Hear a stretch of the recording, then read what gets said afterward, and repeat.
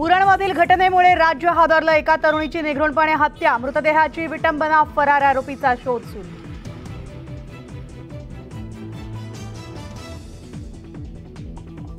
सांगलीत कृष्णा नदी इशारा पातळीवर, तर पूरपट्ट्यातील भागामध्ये असलेल्या घरांमध्ये पाणीच पाणी। ड्रोनच्या माध्यमातून पुराची दाहकता समोर।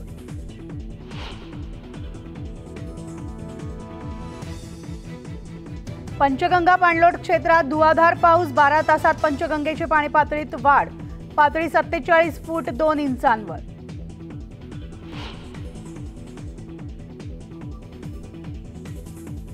आळंदीमध्ये इंद्रायणी नदीमधील पुराच्या पाण्यात अडकलेल्या 3 गायींचं रेस्क्यू, एनडीआरएफच्या जवानांचं कौतुक।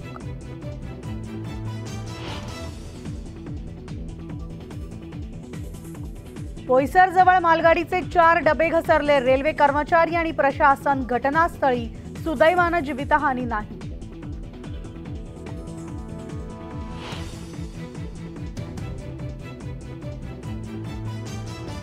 नीती आयोगाच्या बैठकीमधून ममता बॅनर्जी निघाल्या, बोलण्यासाठी फक्त 5 मिनिटं दिली, माईकही बंद केल्याचा आरोप।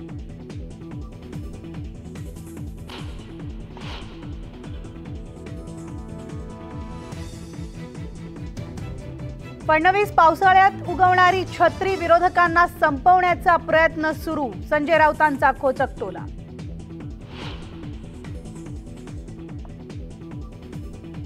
उद्धव ठाकरेंचा आज वाढदिवस, मातोश्री बाहेर शिवसैनिकांची गर्दी, कार्यकर्ते पदाधिकाऱ्यांसह जोरदार सेलिब्रेशन।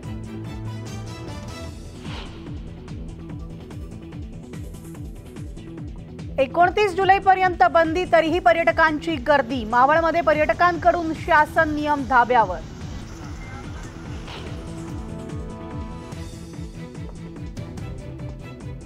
वादग्रस्त अधिकारी पूजा खेडकरांशी संबंधित कोट्यावधींच्या कंपनीचा लिलाव होणार, कंपनीनं 2 लाखांचा कर थकवल्याची माहिती।